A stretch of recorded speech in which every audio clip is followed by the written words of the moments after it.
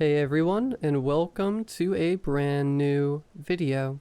Tonight we have 2 hours of stories, from rules to cryptids and so much more. I hope you all enjoy them.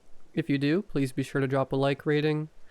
These videos do take a little while to make. Of course, I love making them, but the best way to help out the channel is just by dropping a quick like. If you want to go above and beyond and tell a friend about the channel, that would be pretty cool too. Subscribing if you are new is also very much appreciated, as I post content just like this very often. Dropping a comment and letting me know what your favorite story from this set was is also very much appreciated, as I'm always taking the feedback to improve future content. Anyways, sit back, do whatever it is that you do to relax, and as always, I hope you all have a great night.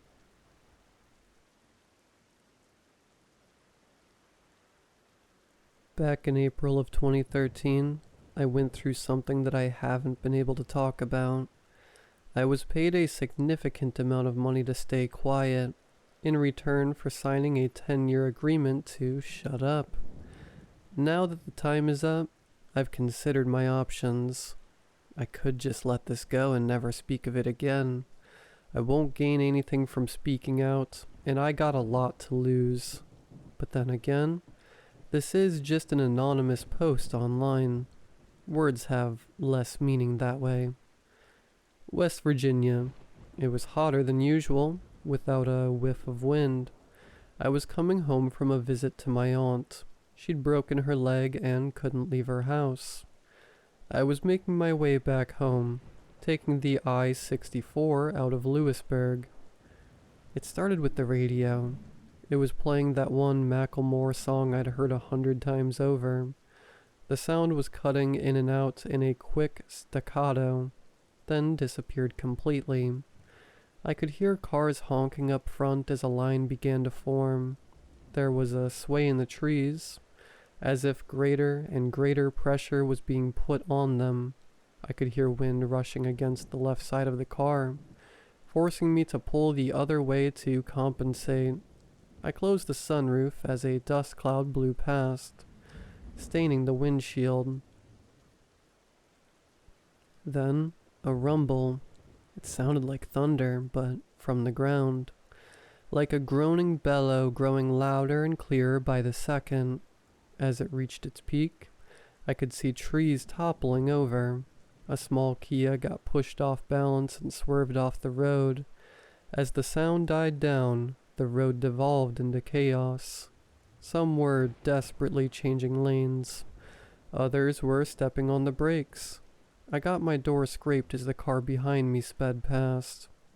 The radio was playing an automated message, a local emergency alert, referred to as a geological event. We were asked to turn off all air conditioning, slow down, and divert to the nearest exit. It repeated in a monotone voice. Geological event, no air conditioning, slow down, divert to nearest exit. Minutes passed. There was a line forming further down the road, police officers blocking the lanes in all directions, leaving a highway exit as the only option. Some folks were trying to push past the barricades but were forced back at gunpoint. I could see officers wearing gas masks and riot shields. We were waved in. I followed the exit and got directed to the right. There was an open field that was used as a sort of impromptu parking lot. Cars were being waved in and parked in a way that boxed us in, leaving no room for us to open our doors in either direction, unless we got parked at the edge. 4 lines of cars, about 10 to 15 vehicles per line. Surplus vehicles were directed further down the road. The place was packed. I got stuck in the second row, about 6 cars in. Pretty much everyone around me were on their phones. I didn't have anyone to call, but there seemed to be an issue getting a signal through. The radio was still repeating the emergency message. Voices were getting louder. A man 2 cars to my left leaned out of a gap in the door, screaming at the officers to answer his question. They responded immediately with a warning shot, straight into the air. "Stay in your vehicle," they screamed. "Lock your doors. I'm not telling you again." A couple of folks were filming, but there seemed to be trouble uploading. We were losing bandwidth. It didn't take long until phone signals were completely blocked. I think a video or two of that officer firing into the air made it online. They were patrolling back and forth. We were told to stay in our vehicles. Windows up, doors closed and locked, engines off. I could hear people talking in the other cars. Someone said there had been a natural gas leak from the geological event, and that combustible engines could spark an explosion. Others were talking about a terrorist attack. There were no answers, and the officers weren't eager to talk. After about an hour, things were getting ugly. People were hungry, thirsty, and restless. One officer stepped up on the front cars, handing out water bottles, crackers, and processed cheese slices. He had to step from one car to another, denting the hoods with his steel-tipped shoes. They were also handing out thick, black plastic hygiene bags for people who needed to relieve themselves. "Use 'em, seal 'em up, drop 'em out the door, then lock up and wait." I'd crawled into the back seat, pulled down my cap, and tried to relax. I'd been playing some games on my phone, but the battery was running low. I wanted to save some, so I settled for having a nap instead. The sweat was stinging my eyes, not because of how warm it was, but because of how nervous I was. No matter what I did, I felt trapped, and the car felt smaller and smaller. I couldn't get out if I wanted to, and it physically hurt me to think about how little control I had. Is that what claustrophobia feels like? A couple of officers were discussing something by the front line. One of them had a white cotton glove on, which he used to wipe off the hood of one of the front cars. The glove was taken off and put into a bag, which in turn was sealed with a hot air gun. I was getting the impression that our cars had been covered in something. I wasn't the only one considering it. There were two college kids in the car to my left, and they were discussing it too. "Anthrax," one of them said. "Gotta be." "No, gold dust," the other chuckled. "They don't want to share." "You know what?" the first groaned. "I honest to God hope you're right. You're not, but I hope you are." "Screw you." I joined in the conversation shortly after. I offered another explanation, something combustible, something that might blow up if we started our cars. They were willing to consider this. The car behind me couldn't hear us, but the driver held up a notebook with the text, "If we don't know what, it's gotta be aliens." I couldn't tell if they were serious, but they weren't laughing about it. A man in his 50s, and what looked like his daughter. There were a couple of other folks in the other cars. A man in a black shirt, sort of looked like a preacher without a collar. Two middle-aged women with a kid in the back seat. A fat man blaring Johnny Cash from his stereo. A couple with a teenage son who couldn't stop drumming on the windows. We'd been stuck for about 2, maybe 2.5 hours when a truck rolled in. One of those with a large water tank. It was unmarked, looked civilian. As it rolled in, they were calling out on the megaphone. "We'll be hosing your vehicles down," they said. "Keep everything locked and closed. Then we'll be covering your vehicle with protective plastic while we wait for it to dry. After that, we'll start letting you go in an orderly manner. I repeat." Most of us were relieved. It was only a matter of time now. It was getting dark. They were getting up on the cars, hosing them down thoroughly. It smelled of chlorine, so maybe they'd mixed something into the water. As they came to my car, they stepped up on it and double-checked the sunroof, making sure it was locked and secured. They sprayed the car down, bathing it in chemical stink, the kind that gets stuck to the back of your throat. It took a long time for them to finish, at least an hour or two. After that, they were rolling out a kind of plastic cover at the short side of the lot, the kind you use to protect pools or rain covers for football fields. They used 2 squad cars to slowly drape the thing over the entire lot, securing the edges with large rocks. "Please stay calm," they called out as the plastic crawled over us. "I know this is uncomfortable, but this is for your own safety. Once the cleaning is done, you will be free to go. Stay inside your vehicle at all times. I repeat." I did as I was told. I stayed inside, and I watched that plastic cover sweep over me. It felt like getting buried alive. All lights went out, leaving me in complete darkness, accompanied only by the vague, disembodied voices of the others. The college kids were talking about where they were going to go after this. Someone was honking. Not sure if it was to show support or discontent. Someone else was cheering. I took my last swig of water, washing down my final plain cracker. I got back in the driver's seat. I could hear as they finished moving the plastic cover and parking their squad vehicles. I waited patiently, figuring it'd be maybe another hour or so. They hadn't really given us a timeline, but I could breathe a little easier. Sort of. I was going back and forth between feeling empowered with my hands on the wheel and feeling like I was stuck in a metal coffin. It was so dark, and everything smelt of plastic and chemicals, like a car wash stuck in time. As the excitement died down, I paid more attention to the background sounds. I tried to filter out the various discussions from the nearby cars, and maybe somewhere in the distance, I heard raised voices. It wasn't coming from the cars, but the officers. Whatever they were talking about, it was a heated discussion. An hour came and went, and people were getting impatient. More cars were honking. Others were yelling, demanding answers. I couldn't get my leg to stop shaking. The more I thought about getting out of there, the smaller the car felt. I was hyper-focusing on things I couldn't control. I was a little thirsty, and I was out of water. I needed to use the bathroom. I wanted to stretch my legs and go for a walk. I wanted to breathe fresh air and get that awful chemical taste out of my mouth. I heard cars starting, accelerating.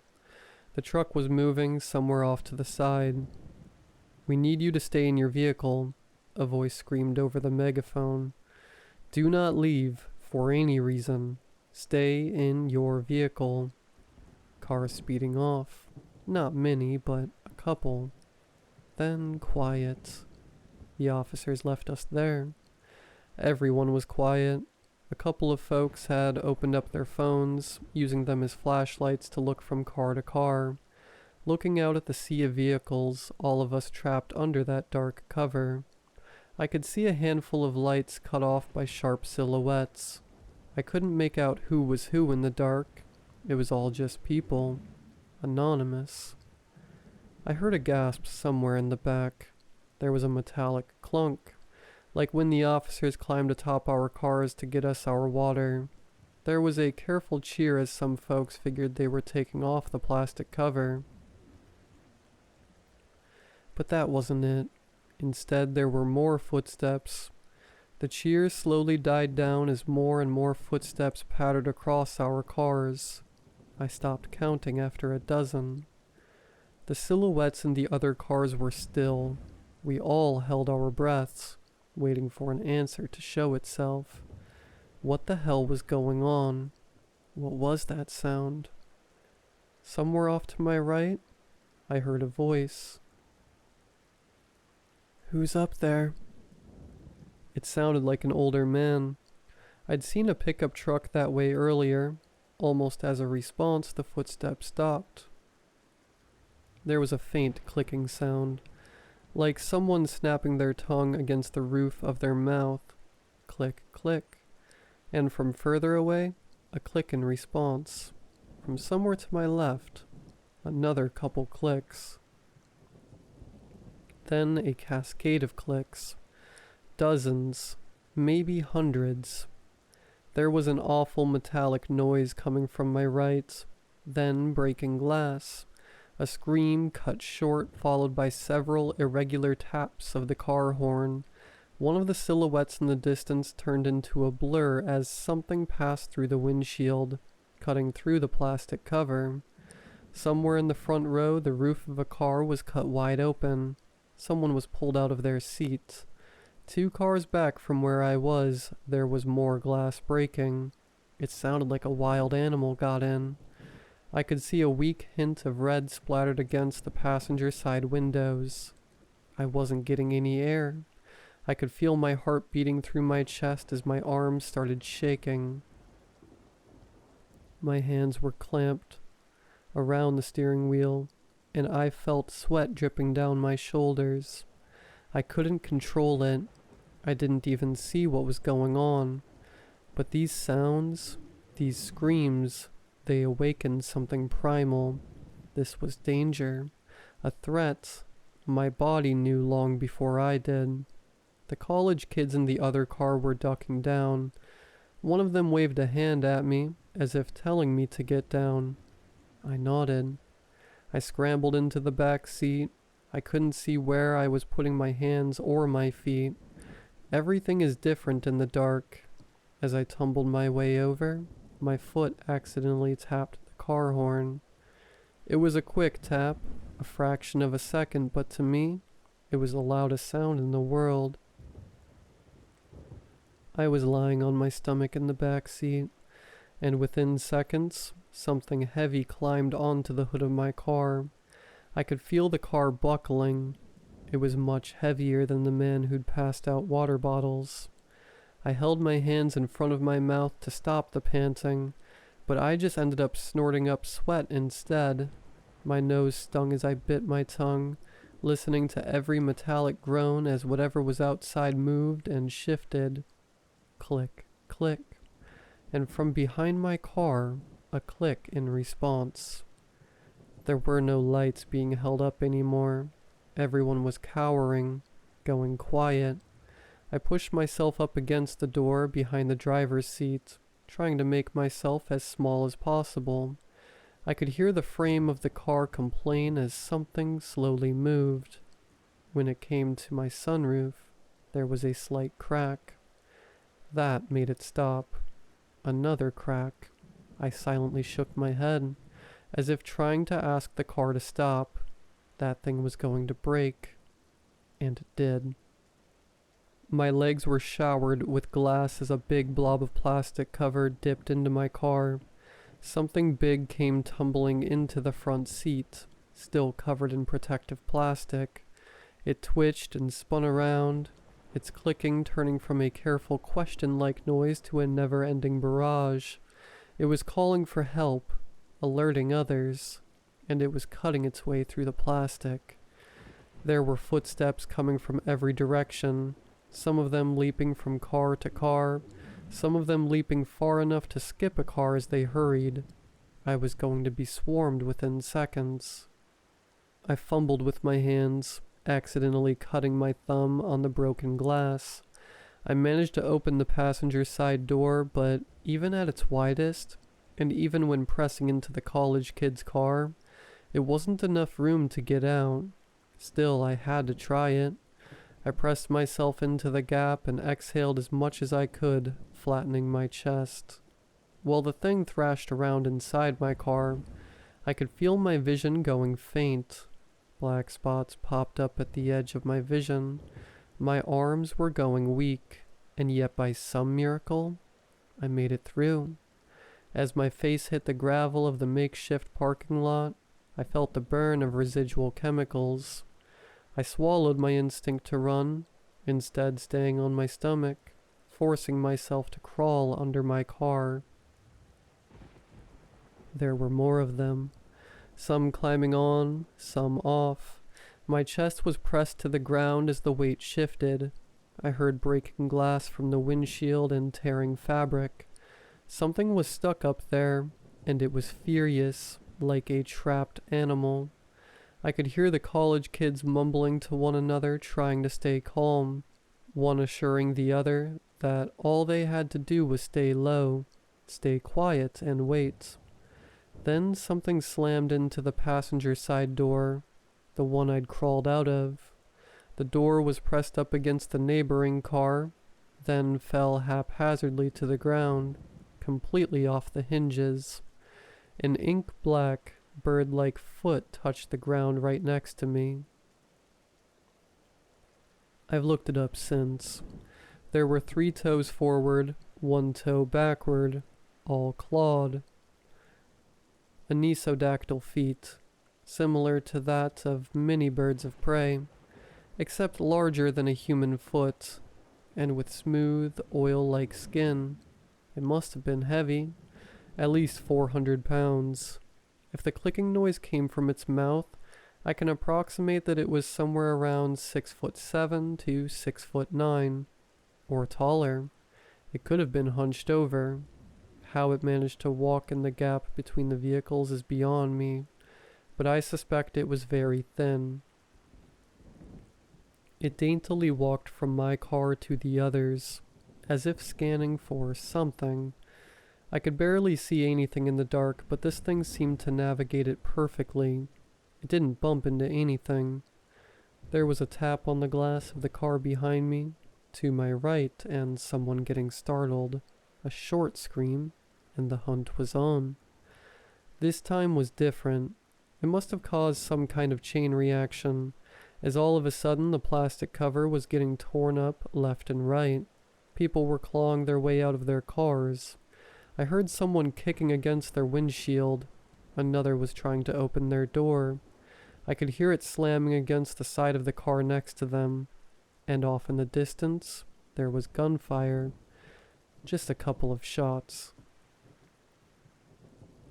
The college kids in the car next to me slammed their doors open and followed my lead. They rolled onto the ground and under their car. There was a little more light coming in as the cover had been torn above. Their faces were red from tears, and one of them was desperately trying to call for help on his phone. The other grabbed the phone out of his hand. A short scuffle ensued, ending with them putting on a ringtone and sliding the thing as far as they could. Whatever car that phone landed under was demolished. Every window broken, every passenger gone. I could hear the grinding as a seat was ripped in two and thrown away. In a matter of seconds, an entire vehicle was torn to pieces, as a dozen of those things swarmed it. "Shut up," one of the college kids repeated. "Shut up, shut up." Something reached under my car. It scraped against the sole of my shoe, tearing a hole all the way to my big toe. I hurried forward, scurrying like a lizard. The college kids noticed and followed suit. I don't think they thought about it too much. It was just movement, and they went for it. I made it 2 cars down before I got stuck. There was something dark in the way, and I couldn't get around it without exposing myself. I couldn't see what it was, but it didn't take long for me to figure it out. There was a meaty crunch, as if someone was biting chunks out of a piece of meat. It was struggling to get through the fabric of their clothes, making a snapping noise as threads gave way. A pool of blood rolled under the car, staining the tips of my fingers. It was still warm. One of those things were eating a victim. I hunkered down, trying to remember to breathe, and I stayed there waiting for a chance. Any chance. I must have stayed there for at least an hour, hearing every bite, every crack of bone and snap of sinew, satisfied clicking noises. As it finished its meal, it wandered off, dragging the remains along. They were moving forward. Something heavy walked over the car I was hiding under, dragging a body along. Slowly the footsteps disappeared. It was quiet again, and in that quiet, I found my footing. I made my way to the edge of the plastic cover. I listened one final time, pushed one of the weights away, and slipped through. They were gone, and I was out.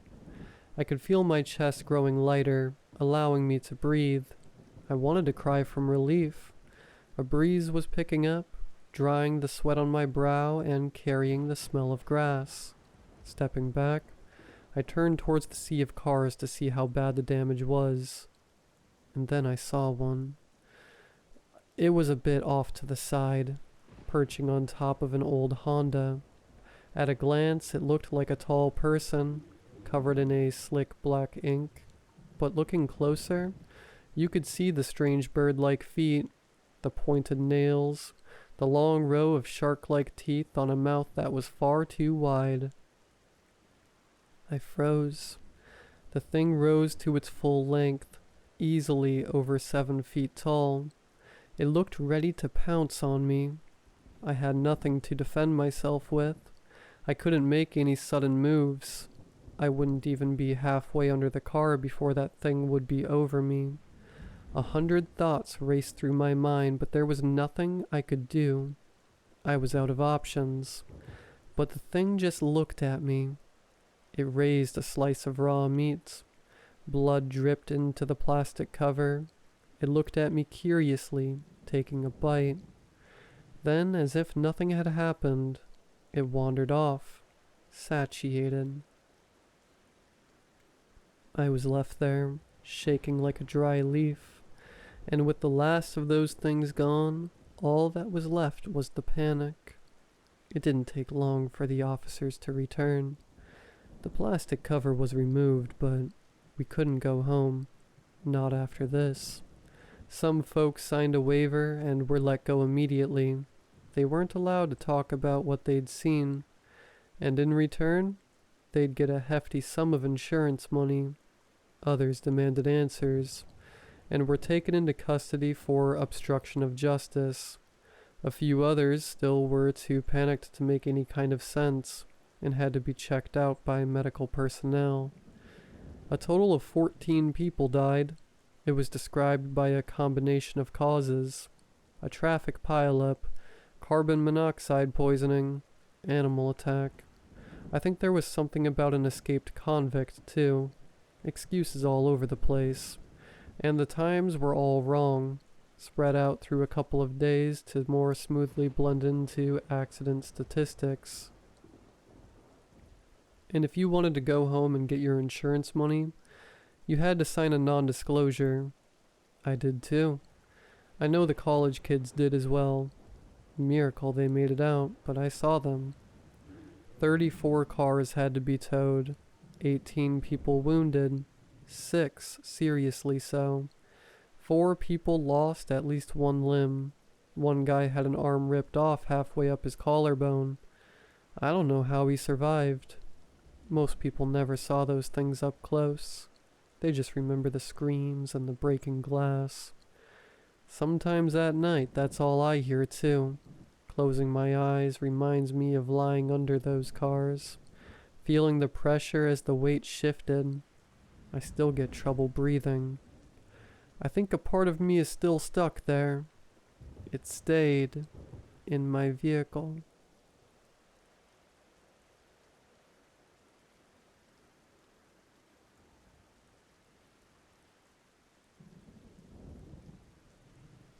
It started with Eddie Martin. 1 second, he was at Garvey's General, shooting it with the cashier. The next, he was gone. A whip-crack-like noise signaled his departure, air rushing into a space that was previously occupied by a man. The glass bottle of cherry soda he was holding fell to the ground and smashed. The cashier looked dumbfounded. He ran through the store, seeing if anyone else was around to confirm what he had just witnessed. We all called him crazy at first. People don't just vanish into thin air. It wasn't until Garvey pulled up the CCTV records that we started to believe it. One frame there, the next, gone. Drink all over the floor. Most still thought it was fake. Some dumb joke the 3 men were in on. Lots of stuff could be done with computers nowadays. Faking a video was easy. Garvey insisted he had nothing to do with it though. Whatever this was, it was all Eddie. He was probably just hiding out somewhere laughing at all of us, Garvey had said. Then a day passed, and then two. Long time to hide for a prank. The third day was when people really started getting worried. An SUV drove through a red light on Main Street, went right through and into a pole. The driver's side seat was destroyed. Would have probably killed the driver if there had been one. The car, however, was empty. Sheriff Lowry found the registration in the glove department. Melissa Gore, a teacher at the elementary school, was the owner and the second person to vanish. The sheriff's department searched the area for about an hour before shrugging their shoulders and towing the car to the impound lot. An hour after that, the mayor was on the radio announcing a town meeting to be held that night. Word spread quickly of both the second disappearance and of the meeting. Whispers spread around town. Eddie could be explained away as a dumb joke. He'd show up eventually, right? It helped that he didn't have anyone to worry about him. He had a couple friends in town, but that was it. Mostly kept to himself. Melissa was a different story. All the kids she taught, a husband, some family in town. People would be looking for her. People would want to know what happened. The meeting was all messed up. Televised live on local channels for the viewing pleasure of those who couldn't make it. The mayor and sheriff walked out to a crowd that was yelling about 50 different theories for what took these people. Attempts to quell the crowd were futile until Sheriff Lowry cupped his hands to his face and boomed a "Quiet." The mayor, Mr. Reeds, was at the microphone now and started. He stammered and sputtered about how our small town didn't have the tools required to investigate these matters fully, and how he was calling in the big guns to help find these people. Half the room erupted into curses and boos when he clarified big guns were the United States government. He had said he contacted state police at first, and it got escalated surprisingly fast.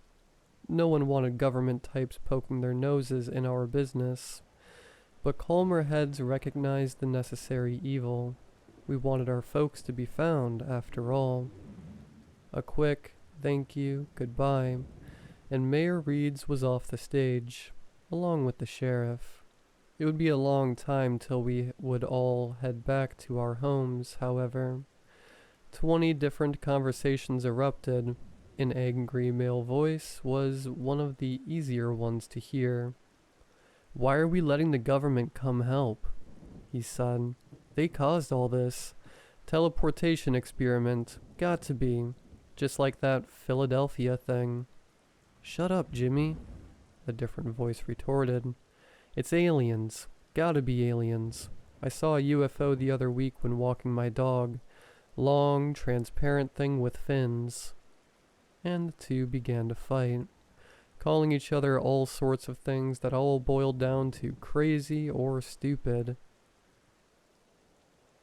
In the back, a small group had begun to form around Paul Baker. He worked at the library, going through historical accounts, and folklore was his hobby. "The land's no good," he said, shaking his head. "The hell's that mean?" a voice from the crowd around him asked. "Bad land. Bad things happen. When the European settlers came, they found this area completely unoccupied. Big, grassy, open area, next to a forest with a stream in it. Perfect for a community. Why wasn't it being used? Remember when those kids from Grytham came down that one summer? They were anthropology students. They said it was remarkable how empty the land was. No traces of native cultures at all. No arrowheads, no burial sites. Hell, no pottery shards. The land was empty for a reason. It has to be. The crowd began to murmur at that. Another group was forming on the other side of the room, this one headed by a handful of people. An older woman was talking the most, and the loudest. She was Patricia Hornley, a PTA mom who stayed in it long after her daughter had finished school. She had a few of her other PTA members around her, and they were providing their own theory. "Does this not fall in line with the description of the rapture?" she preached. "We assumed we would get all taken at once. But the Lord works in mysterious ways. Mrs. Gore was an angel to her students, and she has been taken up into the kingdom of heaven. I embrace this slow rapture, and I am happy for those that are taken. I pray my turn comes soon." Her crowd had a lot of churchgoers in it. They were all nodding with her, clapping in the pauses. I guessed it was comforting to them. I didn't stay long after that. Paul Baker had left that night. He went straight home, packed up, and was out to his car in about 30 minutes. His neighbors asked where he was gonna go, what he was gonna do. "Up north, Jersey," he replied. "I got family up there. I'll get a job there." And he was gone. Guess he spooked himself with bad land talk. He was leaving lots behind. Mayor Reed's big guns came in the morning. We had gathered near Garvey's General. We had all agreed last night that it would be a good idea to make sure no one vanished overnight. Families and couples sent one member each if they didn't all come. We had just finished confirming that we didn't lose anyone to the Slow Rapture. It was a good name. I had to give Patricia that. When we heard the roaring of many engines, we watched as big, dark green trucks drove into our small town. There were 5 of them, all the same bulky SUV. Each had a decal on the driver door, a seal for some kind of government department. It showed a woman with a sword in one hand and a struggling snake in the other. Yellow words circled the seal in red. Bureau of Interior Management, BIM. The convoy came to a stop at the store. We watched from the parking lot as the door of the middle car swung open. A large man hopped out, and in the same swift motion closed the door behind him. He was dressed in a black jumpsuit, covered with pouches and belts. The same seal from the car door was embroidered on the back. He walked up to us, smiling, and asked us where Mayor Reed's might be. Someone pointed him out, and the man thanked us. Mayor Reed's, Sheriff Lowry, and the man in the black jumpsuit stepped to the side and started talking. We all tried to listen in, and bits and pieces came through. Just what the hell is this Bureau of Interior Management? Mayor Reed's asked. I thought we'd get the FBI or something. The man in the black jumpsuit, still grinning, put a large hand on the mayor's shoulders and replied. He spoke in a quieter voice than Reed's did. We couldn't hear a thing. He turned to the sheriff and said something. Listen, pal, Lowry began. I was under the impression this was going to be a joint effort. Where I come from, that means work together, not I'm the king of the playground, listen to me. The man in the black jumpsuit spoke louder in his reply this time, glancing at us. He was making sure we could hear this part. Your impression was wrong. As of 5 hours ago, in fact, complete control over this investigation has been passed over to me. Any interference in my investigation, and I will send you all the way to Attica. Do not pass go. Do not collect $200. Do you understand me? His hands wandered to our group at the end. That goes for all of you too, they said. Lowry stammered. 5 different words trying to come out while Reeds just looked at the asphalt like a scolded child. Good. The man in the black jumpsuit practically spun on his heels to face the crowd. Any motels in this little town? A man raised his hand. He wore a baseball cap and had a beer gut. We got one. I own it. It's just down the road a little ways. Great. Me and my boys are gonna borrow it for a few days while we investigate this little issue your town's got. You don't mind, do ya? The same grin was on his face. Well, I don't know. I mean... Oh, wait a minute. The large man held up a finger and dug into a pouch around his hip with his other hand. He pulled out an envelope. Reaching in, he produced a wad of bills that looked like they had just gotten out of the mint that day. Not a wrinkle in sight. This should cover it. He handed the motel owner the wad of bills. He turned again to face his convoy of cars. The man performed a hand motion, reached over to the walkie-talkie on his shoulder, and whispered a few words into it. The convoy began moving towards the direction of the motel. The man in the black jumpsuit walked over to the sheriff and mayor. Now, he said, putting an arm on each of their shoulders, where can I find the car that nice woman disappeared in? The BIM guys had become a part of our town for the next few days. We got used to seeing them, walking in pairs, holding machines in their hands they would use to gather reading or something like that. Their uniform was very similar to the large man's. The only difference was that theirs was green. Black jumpsuit, he hadn't given his name, said that we should continue the morning head count meetings. A man from the bureau would join us there now, and if anyone was missing, he would call it in and they would send men to the scene to check. That's what happened when Mayor Reeds didn't show up to one of the head counts. The man in the green jumpsuit talked into his shoulder radio when we did the count. Then he was in his car and driving to Mayor Reed's house. The rest of us looked at each other. We followed. What else were we to do? False alarm, one of the men in green was saying as I pulled up. They were packing their gear back into their trucks. He's not gone? I asked.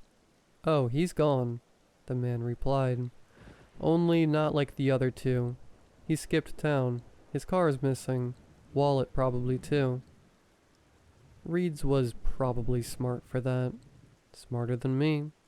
I don't know why I stayed. I thought about that on the drive back to my house. Maybe I thought I was special. That whatever happened to Eddie and Melissa wouldn't happen to me. Maybe deep down I believed Patricia's take. This was some holy rapture, taking the good to heaven. I wasn't religious much myself nowadays, but I grew up going to church every week and, well, that stuff sticks in your head. Or maybe it was simpler than that. Maybe it was the same reason everyone else was staying around. Maybe it was just a want. No, a need. A deep, primal need to see this through to the end. To get an answer. I passed the elementary school on the way back. The big sign out front with those removable black letters read, "We miss you, Melissa." A corkboard near to it had drawings pinned on it. All of her. Her students must have done them. They all had messages similar to the one on the big sign. There were a few students playing outside on the grass. Recess, I guessed. They were playing some version of tag, screaming and hollering. "The hungry spirit's coming for you." The kid who was it yelled, one by one, gonna get everyone." I shivered a bit. Children could turn anything into games, especially tragedy. Isn't that what Ring Around the Rosie was all about, after all? Life went on. We lost some people as the days went by. Sheriff Lowry was one. A few other townspeople, too. It became hard to tell who was vanishing And who was just leaving town in the middle of the night? The BIM people abandoned their motel base overnight. They now sat on the outskirts of the town, with tents at first, then a bigger, prefabricated building they got sent in from God knows where. A few of us went to investigate. The owner of the place was one of the ones who ditched town. Probably did it that day he got that wad of cash from the black jumpsuit man. Peeking in through the windows, we found that every room was what you'd expect. Just motel rooms, if a bit messy. Only one room was different. An olive green bag was on the floor. Black boots still lay by the bed. Equipment was on the table. Looked like one of the BIM guys got raptured. Must have spooked the others. The BIM guy at the next head count was wearing a full white hazmat suit. Guess they thought it would protect them from whatever was going on. Hell, maybe it would. The black jumpsuit man was also there, though he wore a similar white hazmat this time. Still think it's them doing it, Jimmy? A man asked. Government teleportation? Look at 'em. They're spooked. It ain't them. I'm telling you, it's aliens. There weren't too many of us left now. Mostly it was Patricia's group, the ones who truly believed those that disappeared were getting taken up to heaven. She was preaching outside now. The town was empty enough that no one really cared. Most others had the sense to leave. Others who stayed were the families of the missing, hoping that the BIM guys might figure something out, might be able to bring them back. A very small handful were fools like me, staying to see this to the end. Black Jumpsuit looked at the crowd and cleared his throat. We just need a few more days, he announced. We're close to figuring this all out. We know what's going on, screeched Patricia. A chorus of agreement came from her followers. It's beyond you, and it's a good thing. It's a beautiful process. Black Jumpsuit held his hands up in front of him in defense while still smiling. Whatever you say, ma'am. He looked at the rest of us. We nodded. A few more days, we'd find out what's going on. Patricia would be the last town member taken. She was outside, preaching again one day when that whip crack sound came and she was gone. The crowd stood still for a moment and then erupted into cheers. She got what she wanted, what they all wanted. She had been taken up. The BIM people were there quick. They all wore the full white hazmat suits now. They scanned members of the crowd with their equipment and took their readings. One of the people in the crowd was recording the sermon on their phone. They had captured the whole thing. Before anyone could watch it, though, the phone was taken by one of the BIM people. Her followers decided that they'd have a party in the school auditorium to celebrate her ascension. Food and drinks, movies on the big projector, the whole 9 yards. Even us non-believers went. What else was there to do in town anymore? It sounded like it might be a good time anyway. Tables were set up in the back with bowls of food and drink. The projection screen was lowered, and images of Patricia were being slideshowed on it. All with text that said things like, "Congratulations." No one knows who did it. It had to be someone from the BIM, someone who had a crisis of conscience. We'll never know their name, though. Suddenly the room went dark. There were a few gasps of surprise. Then the projection changed. Instead of the images of Patricia, now it was a white text on a black background that read, "You have been lied to." And the next slide, "The missing are dead." Some more gasps from the crowd. Somewhere a woman said BS. Deep down, though, some of us knew, and the next slide would convince everyone.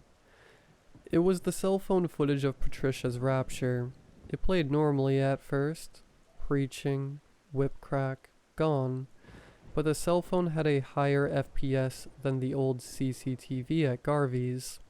The footage played again and slowed as it got closer to the moment, eventually going frame by frame. "Christ!" cried a man when we saw it. A child started to cry. A woman whose child got raptured broke down, something deep down inside breaking in his cries. Most of us were silent in the revelation. In one frame, Patricia was mid-sentence, mouth open, finger pointing. She was in the same pose in the next frame, and it looked normal until you got to her head. It looked as if a scoop had been taken from the right side of her face, the layers displayed like a half-sucked jawbreaker. Skin gave way to meat, meat to bone, bone to brain, brain to nothing. Like something had taken an impossibly smooth bite out of her, and I knew it wasn't possible. It happened to her so fast, it couldn't be. But I could have sworn her mouth had changed slightly. I could have sworn it was curling into a scream now. My mind flashed back. Badland? Maybe. Hungry spirits. Closer. But, God, it felt like the air itself was hungry. We all left town after that. No one spoke a word. I passed the BIM base on the drive out. I locked eyes with Black Jumpsuit. For once, he wasn't smiling. I think they wanted guinea pigs. Wanted to see how often the thing needed to eat. See if they could control it. Screw that. I've been out of South Carolina for a while now. I still look, though. I still look at the area. Our little town got taken off the maps recently. Why wouldn't it be? No one lived there anymore. I look at missing people reports, though, and people still go missing around there. Abandoned cars found in the middle of the road or careened off the side. Our town was always a drive-through area. Town's off the map, but roads still get used. I hope it's enough. I hope the thing is satisfied. I hope to God it doesn't spread.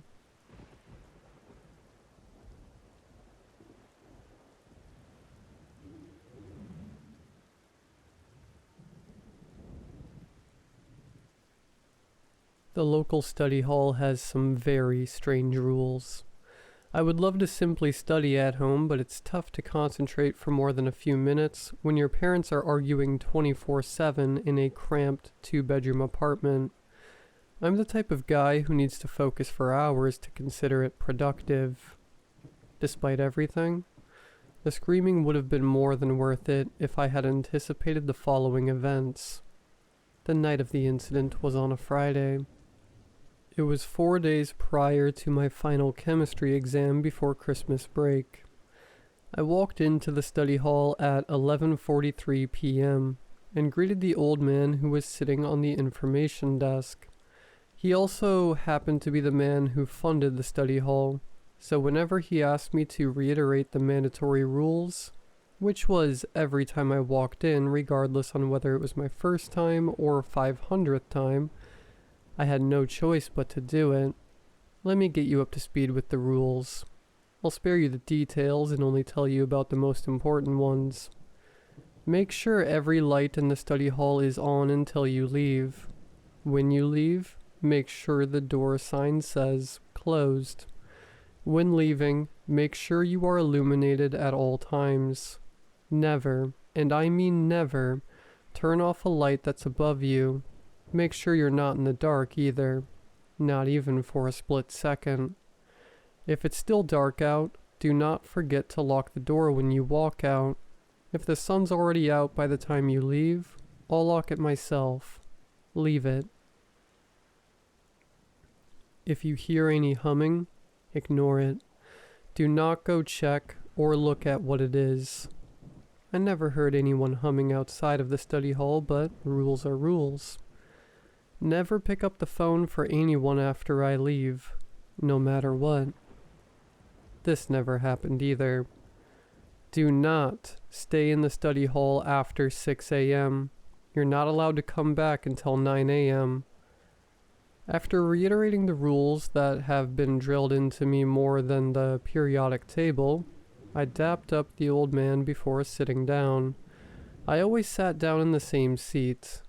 The first few hours went by in a flash, as always. However, I got disrupted at 2:30 a.m. This is because it is when the old man goes home for the night, leaving the massive study hall to myself. Today I chose to hang around for a little longer. Quite frankly, I didn't want to get another slap from my parents after realizing I got an A- on my final exam. I had to remain focused and study for a little longer. A few more hours, which felt more like 10 minutes, went by. The clock had finally hit 5:55 a.m. I wouldn't have realized if it wasn't for the alarm I set for myself. Jolting myself back to reality, I began to set everything up to make sure I didn't upset the old man. He can get a little cranky sometimes. My brain was completely fried. My vision was blurry too. I packed my bags and turned off all the lights in the necessary order to ensure that I stayed true to the rules. I've done this so many times that I didn't even have to think about it anymore. As I opened the front entrance, I turned off the final light. Concurrently, the clock hit 6 a.m. It was still dark outside. As dark as when I came in at 11:43 p.m. Inhaling the cold, fresh air of the countryside, I juddered as I heard a loud ringing sound piercing my eardrums. It was the rotary dial phone on the old man's information desk. I muttered under my breath, I didn't expect it to be so loud. I rubbed my eyes and yawned. Unfortunately, that only made my eyes feel heavier. I should turn it off before I called a night. Taking a step back inside, I gasped as I remembered that I had to turn on the lights whenever I was inside. I did so accordingly before reaching out to the phone. Realization struck as one of the rules popped back into my head, making me stop. Never pick up the phone for anyone after I leave. Oh, right, I thought to myself. Better for me to leave it. I sighed and scratched the back of my head. Can't wait to finally sleep, I told myself, yawning again. As I turned back around, my ears picked up on a sound from far away, a sound that kept getting louder by the second, although so slightly. Hum, da hum, ba hum. I don't know why, but the sound alone sent shivers down my spine, waking me up instantly. It echoed across the study hall. As it got louder, I felt an insane pressure weighing down on me. It felt similar to the pressure one gets during sleep paralysis. As I felt my chest being crushed, I deeply inhaled and exhaled. I looked at my shaky palms. Eyes widened. What the... I thought to myself. What's wrong with me? It was a strange sensation, one I had never felt before. Everything felt off, eerie. Suddenly I heard a loud thud coming from behind me, the sound of a heavy object crashing onto the ground. Instinctively I turned around and jumped backwards, screaming. On the other side of the hall stood a shadowy figure. It was over 8 feet tall. Its lankiness was towering over me, its arms looking long enough to reach out and grab my head. It's where the humming tunes were coming from. At that very moment, I felt completely unsafe, as if the figure was going to jump out at me. All I could hear was my heartbeat in my throat. Oh, screw this, I shouted. Turning around, I bolted out the door, not looking back even once. As I was running, I could feel something chasing me from behind. Despite that, I couldn't hear anything beside my breathing and quiet grunts. As soon as I made it home, I slammed the door shut, locking it. Throughout the night, my mind was racing with different thoughts. No matter what, I couldn't shake the feeling that something was close to me, keeping an eye on me from nearby. Whenever I tried to close my eyes, I could see the figure rushing towards me at a speed I couldn't visualize. Before it would catch me, I opened my eyes with a loud gasp. However, the pressure persisted. Who was the figure standing on the other side of the study hall? It looked nothing like the old man. I eventually dozed off, and woke up a few hours later to a text message from a number I didn't recognize. "Hey, you that kid who always goes to the study hall every night, right?" It wrote. My heart skipped a beat. I chose to ignore it. No way was I going to get in trouble because of some stupid rules. It must have been my nerves of the exam coming up. As I see the same number typing again, I blocked it. I had no interest in getting involved in whatever I saw yesterday. That night, I readied myself for another study session. I decided that I would leave the study hall at the same time as the old man to avoid a similar situation, which was 2:30 a.m. I wanted to tell him about last night, but I was scared that I would get in trouble. I nervously walked into the study hall and greeted the old man. However, something felt off. He was staring into my eyes a lot more intensely than usual, even after I recited the rules again to reassure him. He didn't seem mad or worried, just off. I figured it was paranoia. No way would he know about yesterday, right? After all, I didn't break any of the rules, and he wasn't even there for most of the time, right? I sat down on the same chair as last night. Discomfort grew as I glanced to see the old man staring right at me from his seat. I took a deep breath and put on my earphones. Minutes later, I received a text. It was from the old man. I had his contact saved just in case, so it wasn't out of the ordinary to receive a message from him. However, why would he text me when we were in the same room? "Hey, I wanted to let you know that I'm running some errands out of town at the moment.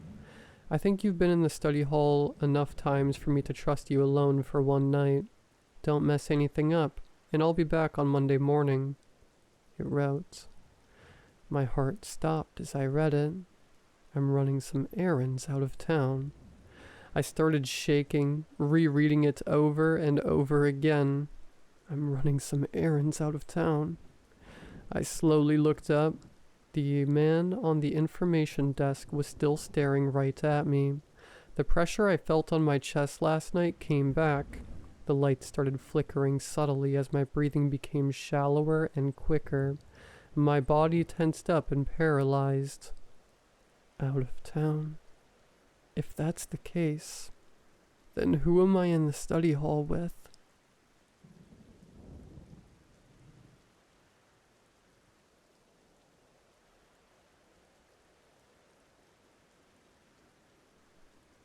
When I worked as a grade school teacher, 4th grade specifically, I never faced any problems with the kids I taught.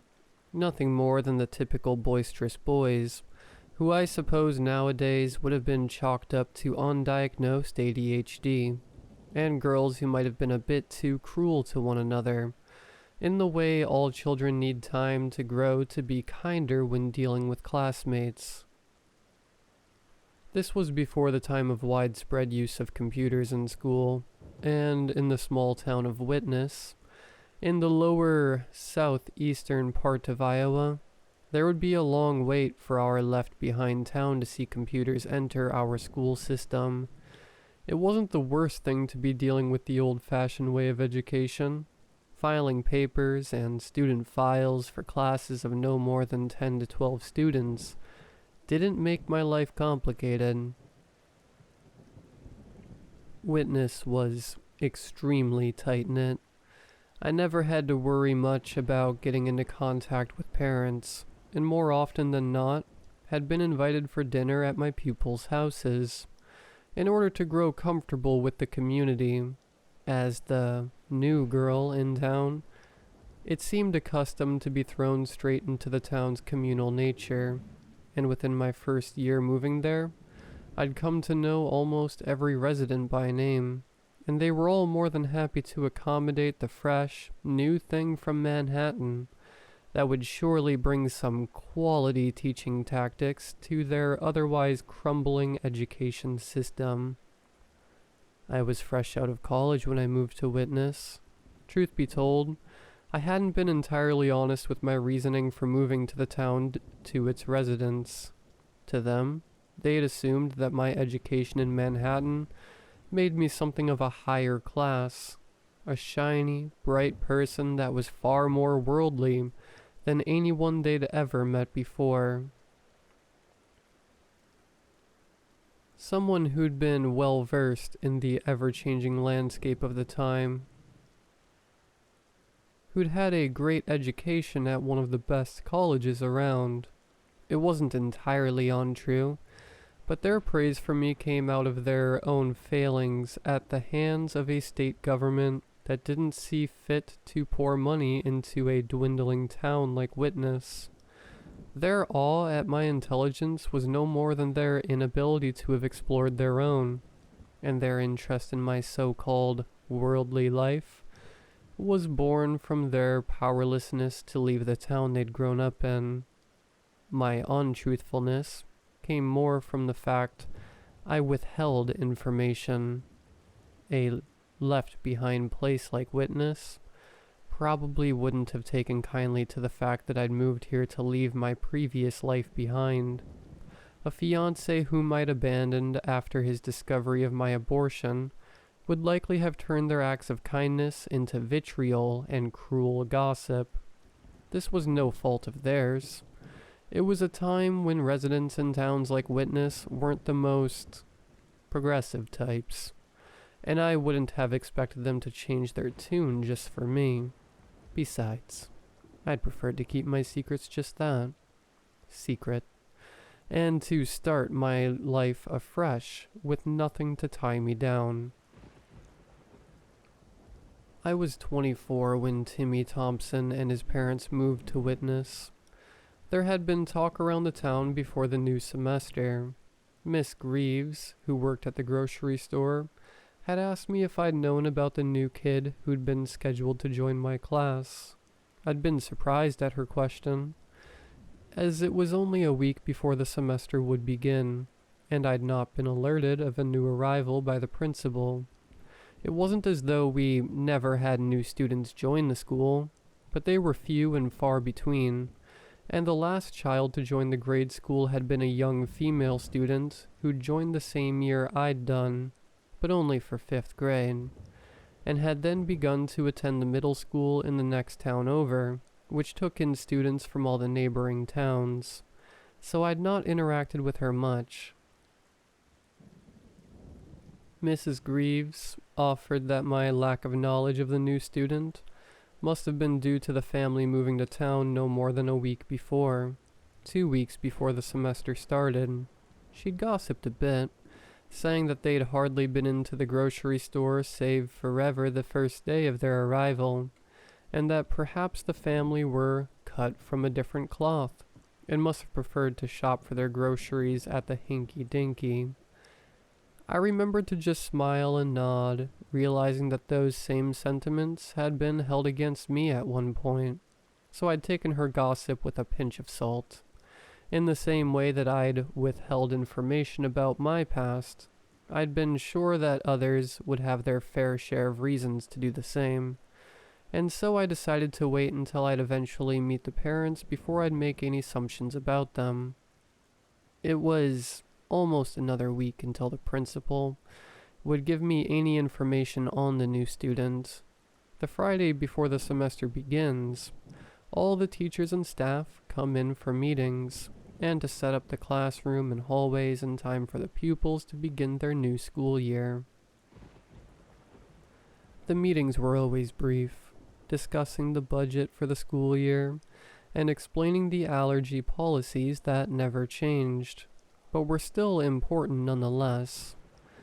I'd been stapling some posters on my classroom's display boards when Principal Dale knocked on my door. He'd seemed a bit skittish, and his red, blotchy cheeks did nothing to help his persistently nervous and timid demeanor. He'd asked me to join him in his office to discuss the new student.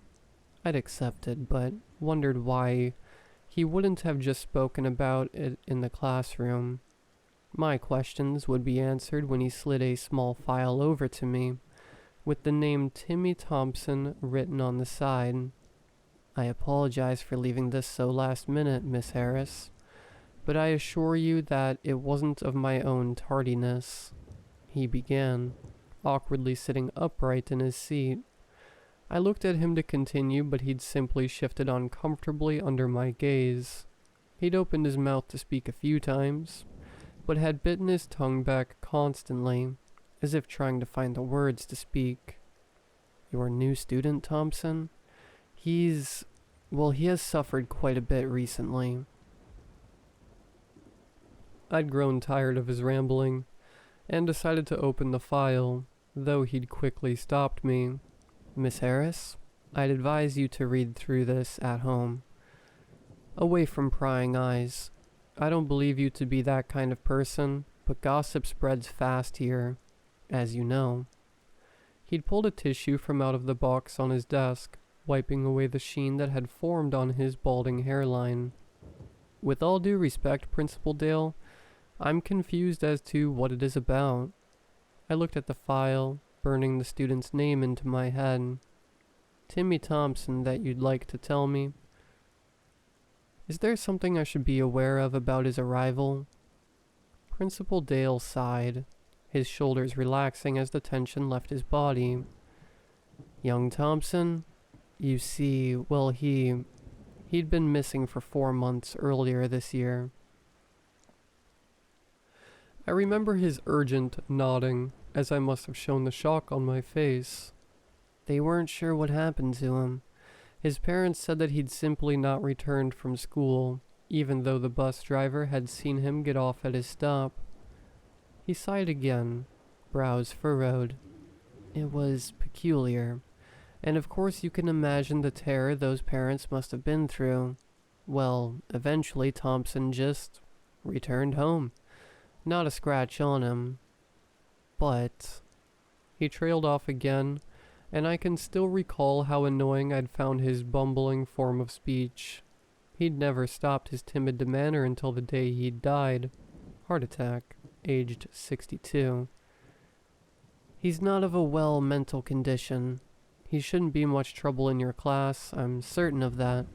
But he's rather withdrawn. Didn't speak much at all when his parents brought him in. His parents have arranged for Dr. Fielding to do weekly checkups with him, but I thought it best to let you know of his, current faculties. It'd be best that you keep an eye out for him, to make sure he adjusts well in the class. The Thompsons have been through a lot, and I'd hate for them to have more on their plate than they already have." I nodded, bidding him farewell as he pardoned me. However, I couldn't contain my curiosity. "Timmy, did the Thompsons ever mention what had happened to him when he was missing? Where he was?" Principal Dale looked up at me, shifting his eyes around the room. It would be important for his well-being if I could know as much as possible, so as to not place him under anything that could cause him stress. The principal sighed and motioned to the file in my hands. "The Thompson residence telephone number is in the file. I hadn't thought to ask. I could tell that it was a sore subject for them. I know you won't be disrespectful by any means, but I hope that you know I must reiterate the fact that they've probably dealt with prying eyes for quite some time now. They've come to witness to escape something, and I don't believe they would enjoy having to relive the ordeal." Of course, I'd known that they'd not decided on their own accord to move to a place like Witness. The moment I'd heard of Timmy's disappearance and concurrent reappearance, I'd made the connection that they'd probably decided to whisk themselves away to somewhere more private, a place where the residents all knew each other by name and never shield away from involving themselves in each other's business. For a child to disappear without a trace, well, that simply wouldn't happen in Witness. Too many people would have spotted something amiss, and the town would have moved out en masse to find the missing child. As I entered my home and fixed myself a cup of coffee, I'd sat down and proceeded to check the file. Timmy Thompson. I traced my fingers against the name, ensuring I'd never forget it. There was a school picture inside, a lean, taller child with sandy blonde hair and an upturned nose. He was smiling, and a missing front tooth was visible in his grin. I'd wondered whether he'd smiled like that since the disappearance, and I can still remember the pulling on my heartstrings, as I thought, probably not. I'd continued to read, finding out that the Thompsons used to reside in Indianapolis, and that until January that year, he'd been receiving pretty good grades on his tests. Then there was a blank, until it was recorded that he'd been pulled out of school in late April. I realized that I'd have to call his mother to inquire if he'd had any other schooling at that time, and that if he hadn't, he could fall behind. My work had been cut out for me, but I was never the type to leave a child behind. Besides, outside of work, I had plenty of free time to offer remedial lessons if his parents so wished. I waited until around 7:30 p.m. to make a phone call to the Thompson residence. With my experience, parents with children of Timmy's age usually tended to eat dinner early. After a few rings, I heard the phone line connect, and a small, quiet voice filled with uncertainty greeted me. "Hello, this is Miss Harris, the 4th grade teacher for Witness Elementary. Is this Mrs. Thompson that I'm speaking with?" There was a sigh of relief on the other end, and I'd frowned. They must have been pestered with stress. "Ah, yes it is. Nice to speak with you, Miss Harris. To what do I owe the pleasure?" She exhaled, and I could swear I'd heard the tension melt from her words. "Thank you for your time. I hope I'm not disturbing anything." A quick "no" was exchanged in reply. "I'd like to ask some questions about your son Timmy, if that's all right." Her breath hitched. "Just to clear up some things about his education, so that we can accommodate him suitably for his new place at school." She sighed in relief once again, and beckoned for me to continue. "Of course, I've been made aware of your situation, Mrs. Thompson, and I would like to extend my sincerest apologies for what you've been through. However, I noticed that in your son's life, you decided to remove Timmy from school in late April. I was wondering if he had any remedial education at this time. If not, which is understandable, I was wondering if you and your husband would like to discuss possible remedial classes to ensure he can catch up to the rest of the class." There was a pause. It was unsettling to be left in silence for so long, and I'd begun to wonder if she'd hung up the phone, until she spoke once more. "Yes, yes. He did receive some education from me, and the hospital. I don't think remedial classes will be necessary, but thank you for your help." "Of course, Mrs. Thompson." I was skeptical that the education he'd received would have prepared him for the same level of learning that the other children would be at, but I decided not to press the issue further. Once he'd begin school, I'd find out if he had any missing knowledge that we'd have to work on. Also, I was wondering if there was anything you would personally like me to know about your son, anything that would help me accommodate his needs, and if there's anything that I should know, on a pastoral level, that could prevent him from reliving the experience, for lack of a better word. Another long pause. Perhaps she had been speaking to her husband about this. "Timmy will be fine. Just try to ensure that he and the other children get along, if you can." She finally responded, a shake in her voice that wasn't present before. It unnerved me. We exchanged goodbyes and kind regards, and I was once again left alone to flick through the file, trying to find any inkling of Timmy's character that I hadn't noticed before. Alas, it was just as the first read, the only blip of the pristine file being his disappearance, which hadn't been labeled as such, and his subsequent removal from school. There was talk in the town about the Thompsons. They were a young couple, good-looking, according to some. The ladies at the library's book club asked me if I'd seen them yet. I'd told them I hadn't, and they burst into more gossip, speculating about what job Mr. Thompson had, and what products Mrs. Thompson used in her hair. Mrs. Greaves told me that they had indeed returned to the grocery store, only to buy frozen meals and sweet treats. "Can't be very healthy for a growing boy," she said offhandedly, and I just nodded in response, withholding my knowledge that if my child had gone through such an awful ordeal, I'd probably also feed him whatever he liked. On Monday morning, I'd finally seen the boy in the flesh, a face to the name, but one that looked far different from the photograph in his file. He had been dropped off at school by his father, far earlier than the other children would arrive. His father was handsome, and couldn't have been much older than myself, but there was a gauntness in his face that dulled his polite smile.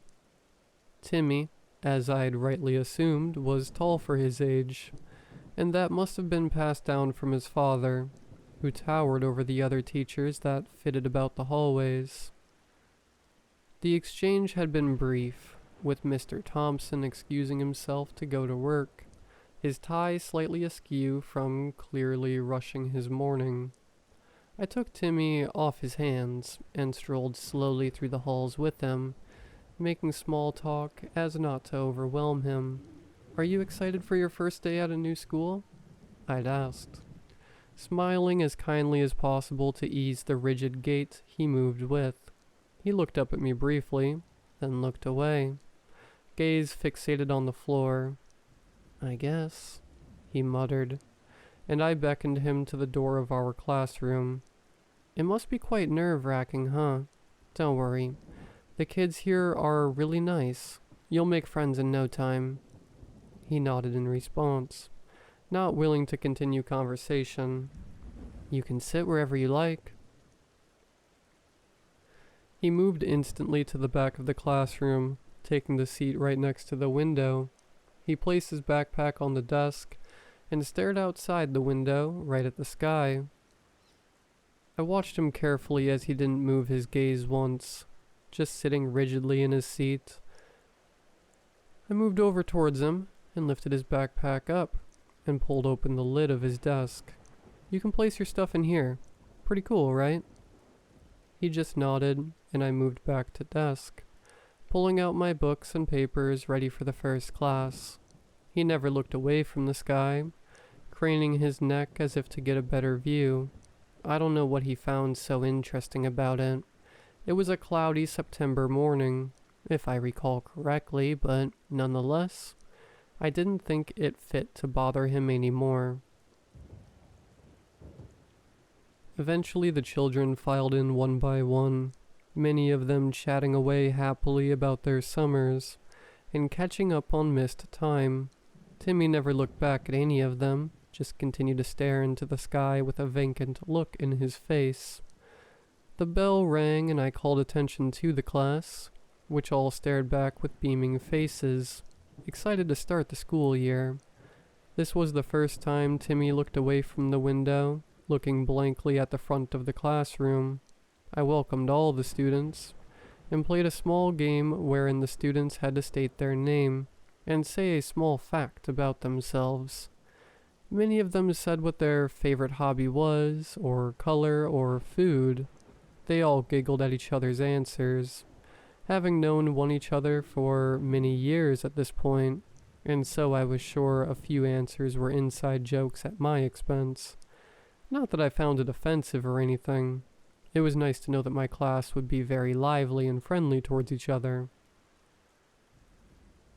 Slowly, Timmy stood up, ready to answer. The class looked on eagerly at him, curious faces that goaded him on to say something that would interest them. He never looked at any of his peers, just directly at me. My name is Timmy Thompson, and I don't have any fun facts. He sat down and stared back out of the window. The other children looked at one another and at me, confused at his response. I laughed to try to ease the tension which seemed to calm the children's nerves. Very funny, Timmy, but actually that's a fun fact in itself, not having any fun facts. A few of the other children giggled, and I believed I'd rectified the situation, as there were no more prying gazes angled towards Timmy for the rest of the morning. The day went as usual, and when they were dismissed for morning break, I wandered off to the staff room to fetch myself a cup of coffee. The staff room had a clear view of the playground, wherein I could see all the children playing with one another and in good spirits. I spotted Tommy stood near the swing set, speaking to a group of boys from my class. He really was tall for his age, standing a head taller than all the other boys. I suppose that would do him favors. Popularity at that age was always chalked down to who was the strongest or fastest. The other boys chirped happily alongside him, even though he'd only respond now and again with a short statement. The next month went swimmingly. Timmy had garnered some popularity amongst the boys, as I'd assumed he would, and was even popular with some girls in the class. I had been wrong to assume that he may have fallen behind due to his lack of schooling, but his tests and homework proved otherwise, and he had been nothing short of a straight A student. The only issue was that he never smiled, and often grew distracted by the outside world, daydreaming as he stared into the sky. I didn't call him up on it, though. As long as he had friends and did well in school, what he did in the classroom was none of my concern, especially since he wasn't distracting anyone.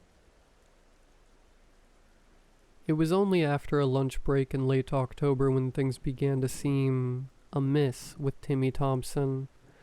I'd been eating my lunch in the classroom when a young boy, Eric Lowitz, came rushing in, tears streaming down his face. "Miss Harris," he yelped, barely forming a coherent sentence. "Timmy broke his leg." I rushed outside, following Eric as he pleaded with me to hurry up, my long skirt getting in the way of my movements. But when we came outside, Timmy stood tall in the middle of a crowd of his peers, looking underwhelmed and almost vacant, as if he wasn't there. He was looking up at the large oak tree that stood in the playground, staring intently at the thick, twisted branch that emerged from it. I'd panicked, asking if he was okay, and where he'd been injured. The crowd dispersed, and I saw that Timmy had not a scratch on him, and certainly not a broken leg. The only thing missing was a piece of his shoelace. That couldn't be seen anywhere. Timmy tilted his head as if to force a focused look on his face, though he still looked as disinterested and blank as ever.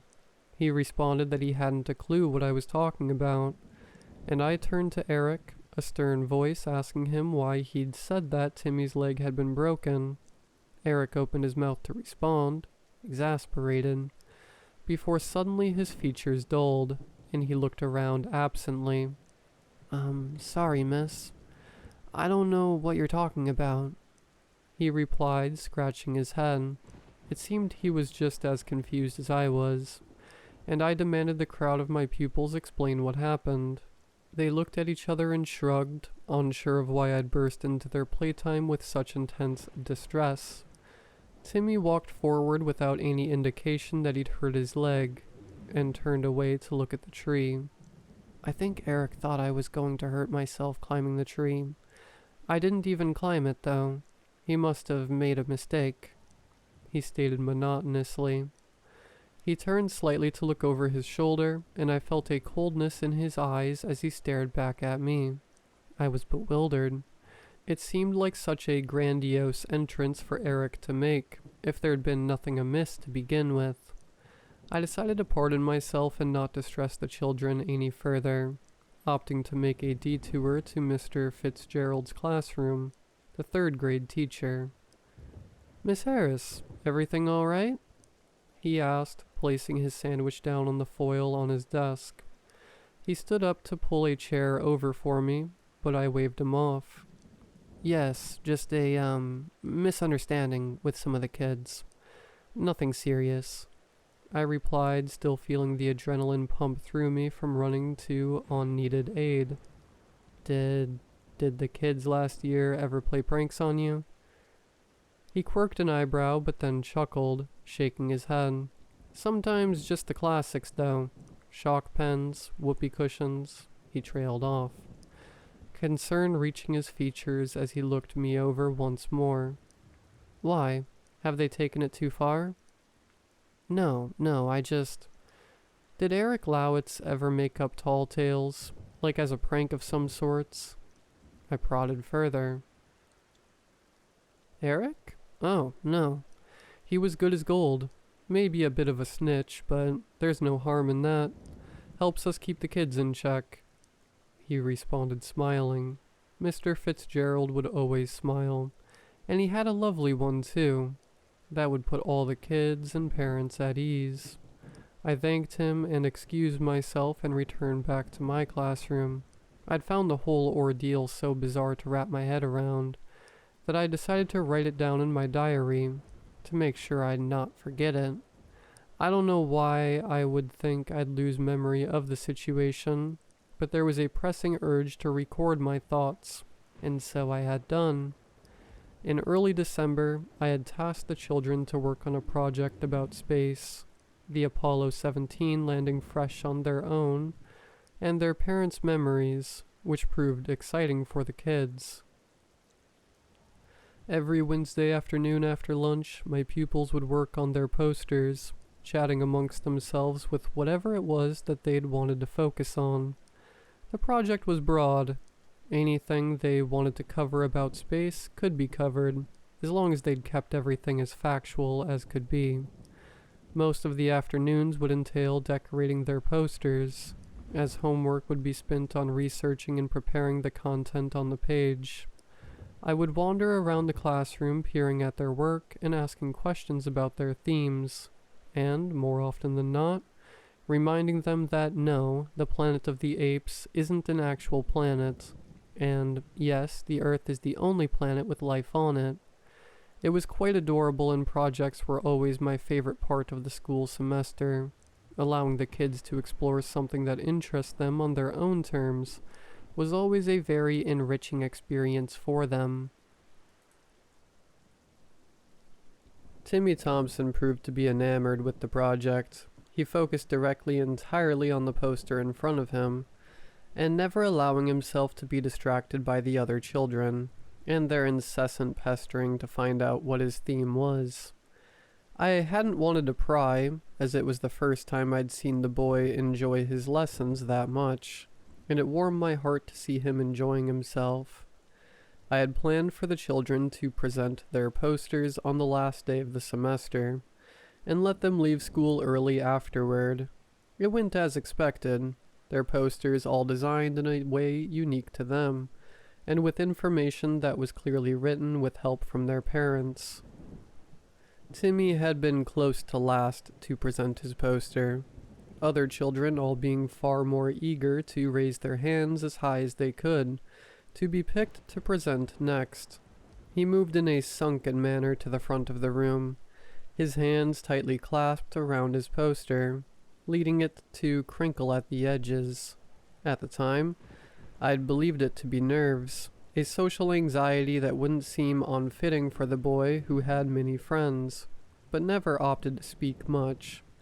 His project had been on our solar system, a particularly broad topic compared to his peers.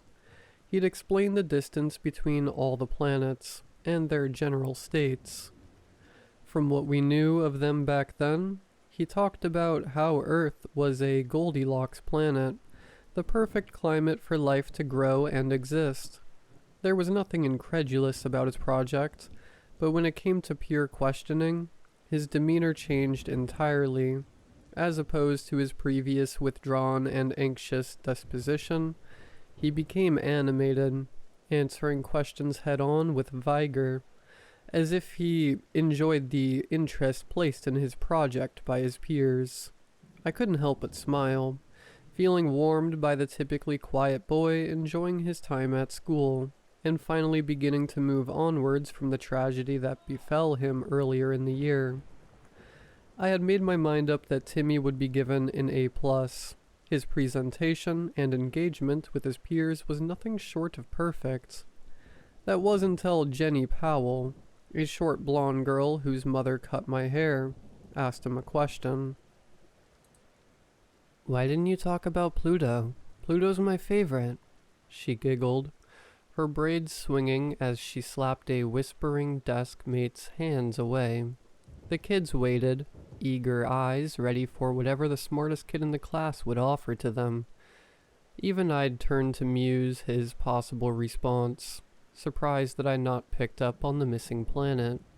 Timmy stood there, silent. His gaze was unwavering as he stared young Jenny down, who began to shrink under his gaze. It was neutral, eyes fixated on the girl like she was a mark on a wall that he'd never noticed before. He then turned to look at me, dead in the eyes, and a small smirk blessed his lips. I'd felt intimidated, and before I could speak to quench the tension, he spoke instead. "That's because Pluto isn't a planet," he grinned, rolling his eyes at the shocked murmurs that emanated from his peers. He lowly shook his head, and I could tell that he was trying to hold back a scoff, his bitten bottom lip and mirthful eyes giving it away. I'd asked him to sit down, and for the class to give him applause as they'd done for all the other presentations, and told them that Pluto was still a planet, and told Timmy not to make jokes in school projects. He'd merely stared back at me, the same vacant, uninterested expression as I'd grown accustomed to, before staring out the window until the class was dismissed for winter break. When the next semester began, I decided to make a seating plan, a way for the rowdier kids to settle down by being placed next to the quieter kids, who in turn might come out of their shell more.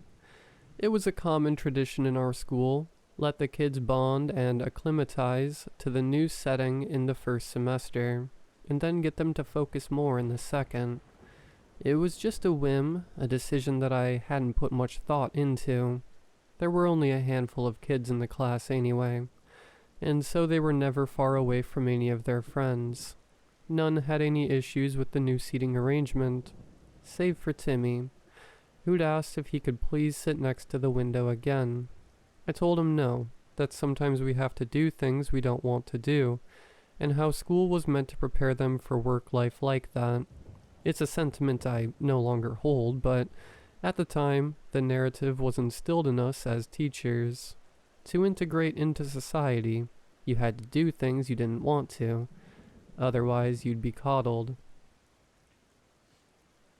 He scowled but never made a big issue about it, just sat down and made a point to veer his hand directly toward the window, despite being at the front of the classroom and closer to the door. A few days later, his parents had asked to meet with me, but not in their home for dinner as others had. So there I was, sat at a makeshift table with desks pulled together, watching the Thompsons avoid my eyes as much as they could. It was the first time I'd seen Mrs. Thompson in person. Unlike her husband, she was very small, her thin frame giving her a mouse-like appearance, and although I could tell that at one point she had been beautiful, the thick worry lines had dimmed her significantly. She couldn't help but scratch at her wrist, a nervous tic that she cringed at whenever she'd become aware of her mannerisms. Mr. Thompson was far less handsome than I'd remembered him to be, and far more sickly. His cheeks hollow, and the heavy purpling under his eyes had aged him a few years. I could see whiskers of gray in his 5 o'clock shadow, and neither of them seemed comfortable being in my presence. "It's nice to meet you both," I'd said, offering a hand out to Mrs. Thompson, whose eyes widened in shock at the gesture. She'd looked to Mr. Thompson, who quickly shook his head at her, and she pulled her gaze back to her lap, scratching at her wrist again. I'd narrowed my eyes at him, disgusted by his controlling nature. However, he offered me a terrifying gaze, one that could only be attributed to a deer in headlights. He held a finger to his lips, and proceeded to point lamely toward the classroom window. I frowned, confused, and asked, "What's wrong? I assume you've called me in here for a reason. Why are you—" He slammed his fist on the desk before him, his face void of color and knuckles white. He trembled, and before I could stand up to call for Principal Dale, he motioned his hands as if writing on a piece of paper, green eyes drilling into my own. His wife scratched with more fervor. "We called to see you today about our son, Timmy." He stared, trying to stop the waver in his voice. He'd continued to mimic writing something down, and so I'd opened my journal on a blank page to give it to him. He began to write, but continued to speak. "We hear you've made a new seating arrangement. We were hoping to ask if he could sit in his old seat to accommodate, his situation." He'd finished writing, and then handed me the journal back. "Keep speaking, only to what I ask you. Don't say anything you see written out loud." "Are you both okay?" I'd begun, and he furiously tapped the page, pulling a finger to his lips. His wife mouthed the Lord's Prayer next to him. I began to grow chilly, and my gaze drifted toward the window. I was drawn back to the conversation when Mr. Thompson began to write and speak. "You asked us about accommodations for our son, so all we ask is that you allow him to sit in his favorite seat, for comfort reasons." He pushed the journal toward me, and I froze. "He's listening. He knows that you know something. Don't speak. This is the only chance we have." "I see. Well, Mr. Thompson, sometimes we have to do things we don't like. I can offer school counseling to your son if necessary," I responded, as I wrote on the journal. "Elaborate." "We understand that, Miss Harris, but it can cause some distress for our son to not have things that comfort him, make him feel safe. Counseling won't be necessary, as he receives it every Thursday," he said. "That is not our son." I scoffed, shaking my head. Mrs. Thompson whipped her head up, a new fury that seemed unnatural to her face. "How can you laugh about this? Do you know what we've—" She was promptly silenced by her husband gripping her thigh, nodding his head toward the classroom window.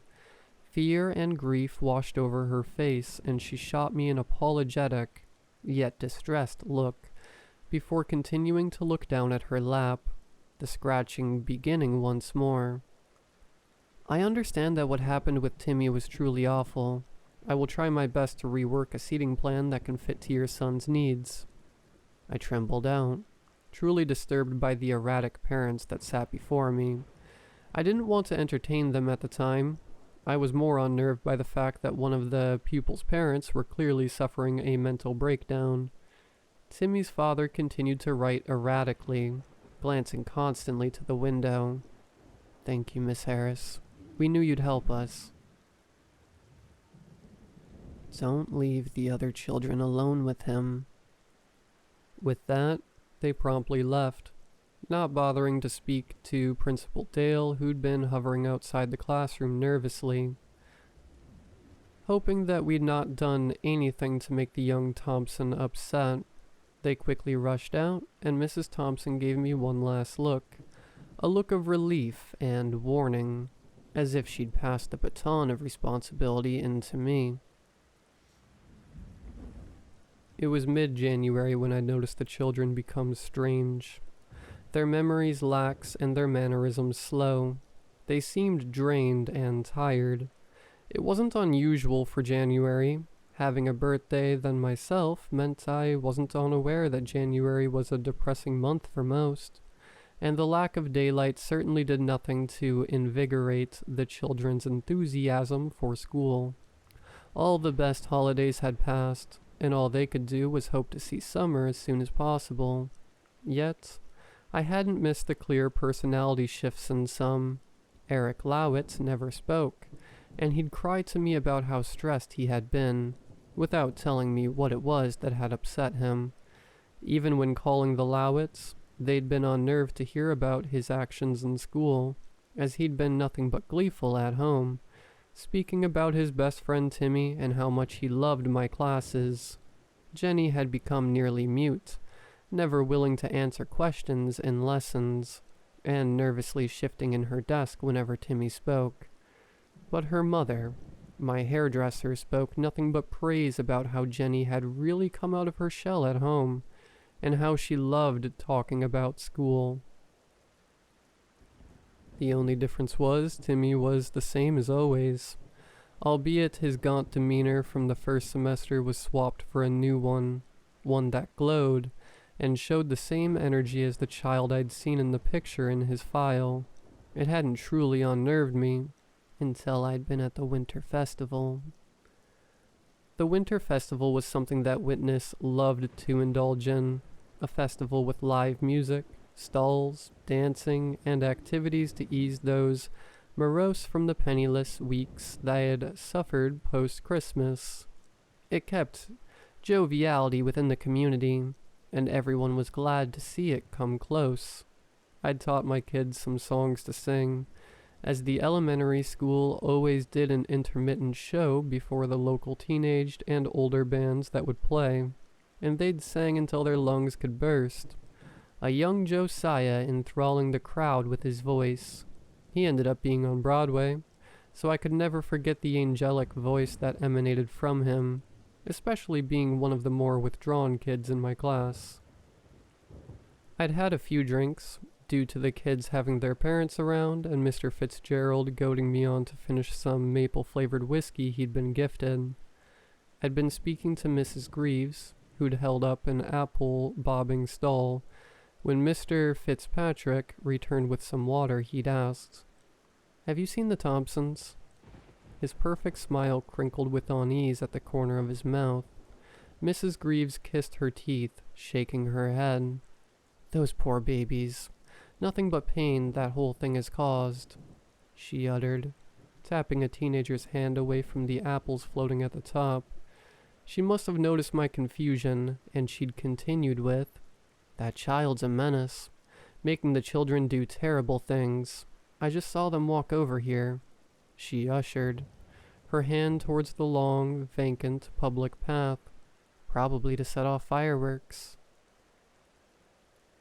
"Don't leave the other kids alone with him." I ran, Mr. Fitzgerald hot on my tail. I ran and ran until I saw them. A group of students stood around Timmy Thompson. They had vacant expressions, eyes white and empty, like they'd all been hypnotized by something I couldn't see. Timmy stood all around them, smiling before pulling his hand upwards, beckoning to the sky. I screamed out, screaming for him to stop. I don't know what compelled me. Perhaps the drink. It's all such a faded memory now. Timmy stopped, scowling. He picked up Eric Lowitz and Jenny Powell and ascended into the air. The other children screamed and cried, begging to be taken with them. I ran forward, but a harsh grip on my arm kept me back. Mr. Fitzgerald held my arm, stuck and frozen, as he stared blankly into the sky, eyes completely white, with no pupil to be seen. I looked up, and I saw it. I'm not sure if I can call it a UFO. It wasn't an object, or anything akin to one.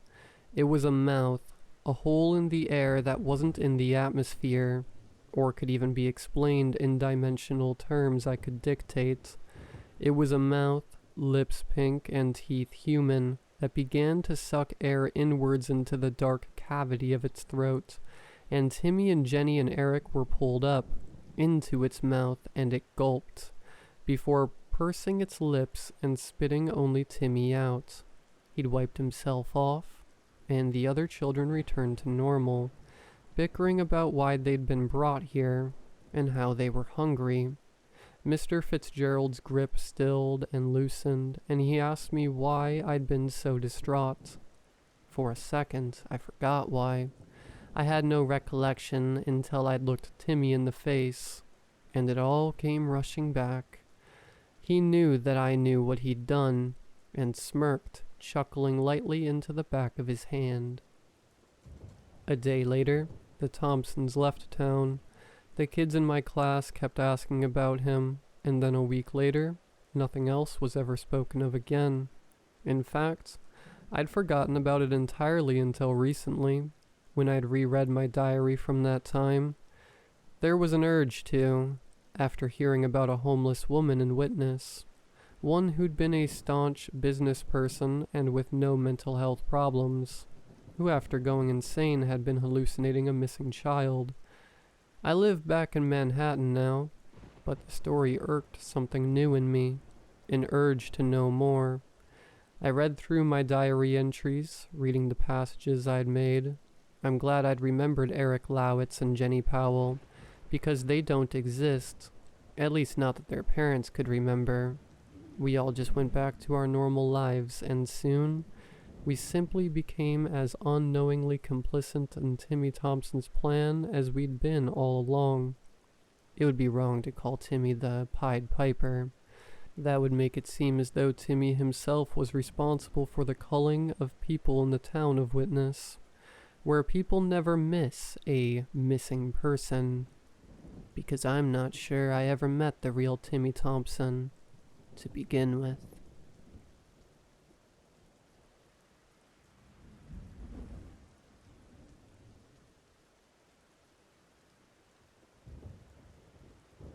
Do you remember all the things you were scared of when you were little?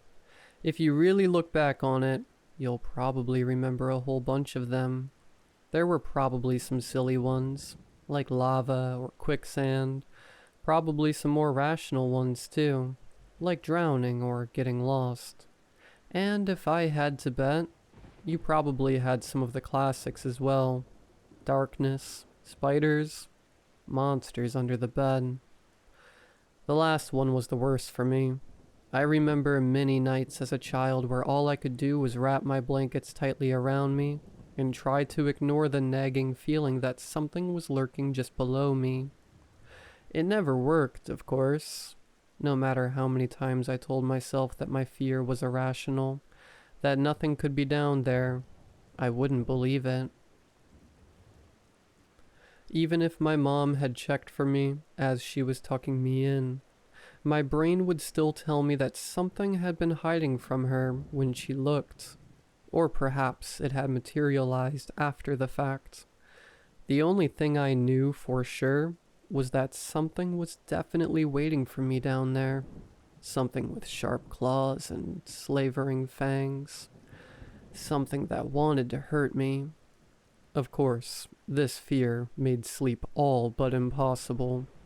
Every time my eyes would start to drift closed, I would start to hear little sounds. Nothing significant, just a gentle tap or scratch or shuffle in the darkness. But to a child's frightened mind, these sounds constituted proof of everything I'd been afraid of. Every tiny sound was a sign. Every thump or click or creak. The noise of the terrible beast stirring, shifting, preparing to emerge and swallow me whole. These thoughts lessened as I grew older. After all, these fears were for babies, and anyone who still believed in monsters under the bed at the ripe old age of 10 was an immature, silly scaredy cat. That's what my friends told me anyway. But no matter how hard I tried, I couldn't get over my phobia completely. There were still a few nights a month where the fear would reawaken, and I would pull myself out of bed the next morning, bleary and exhausted, hoping for a miracle solution.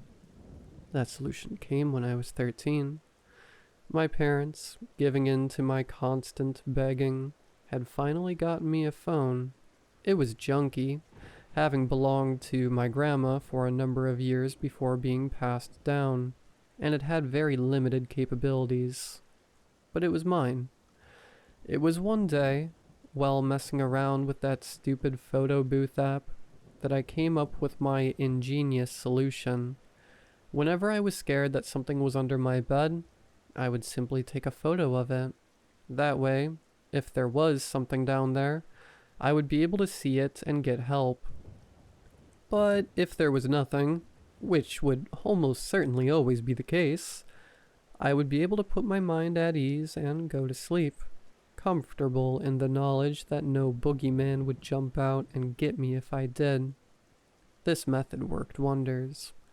Night after night, when the creeping suspicion would start to sneak into my tired brain, I would switch on the flash, reach my hand over the side of the bed and snap a quick picture, all from the safety of my mattress.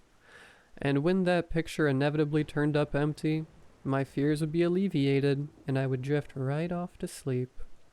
Over the years, I eventually stopped having to take the pictures altogether. After all, I had seen dozens of empty photos, night after night after night, and there had never once been anything to worry about in any of them. Finally, I'd come to accept those little noises for what they really were. Just noises. By the time I reached college, I no longer had to use the camera at all, which was probably for the best. After all, the habit would have been difficult to explain to my roommates.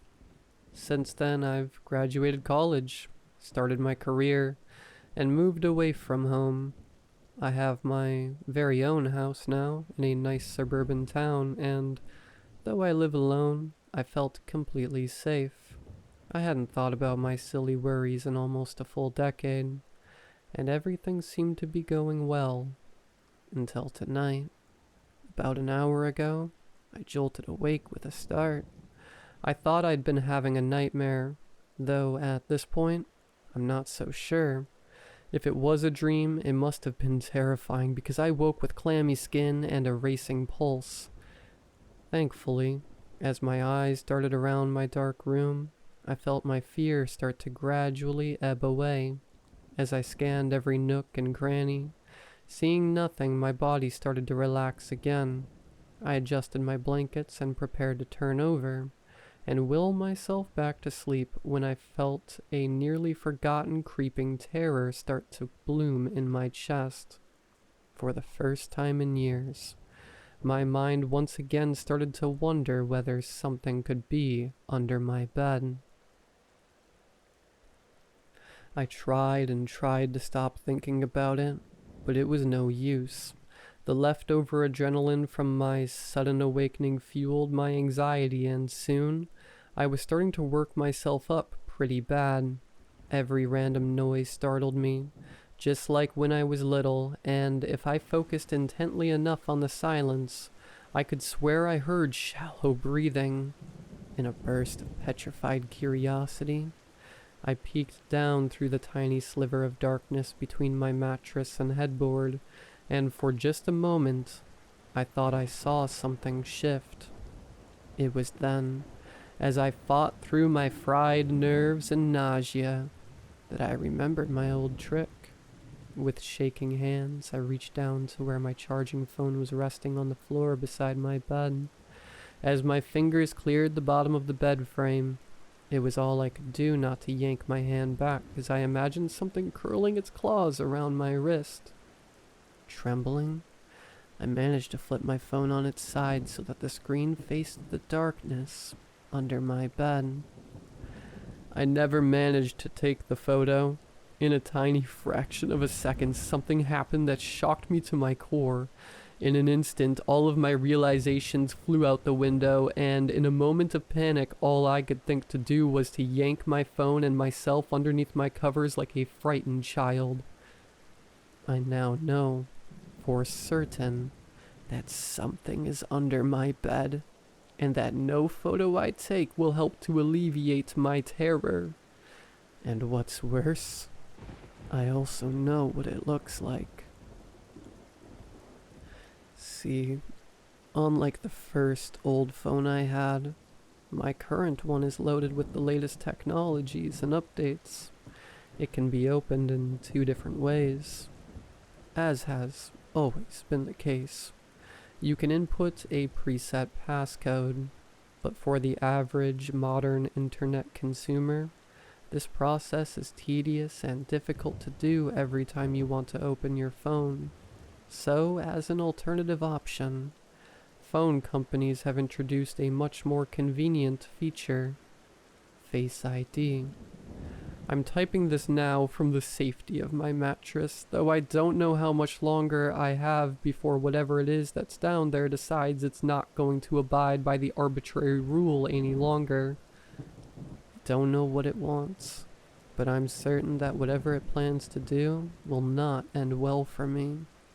I can't bear to make a run for it because, from the second I turned that phone over to face the inky abyss and watched the little padlock at the top of the screen flip open, I knew for sure. There's something under my bed, and it looks just like me.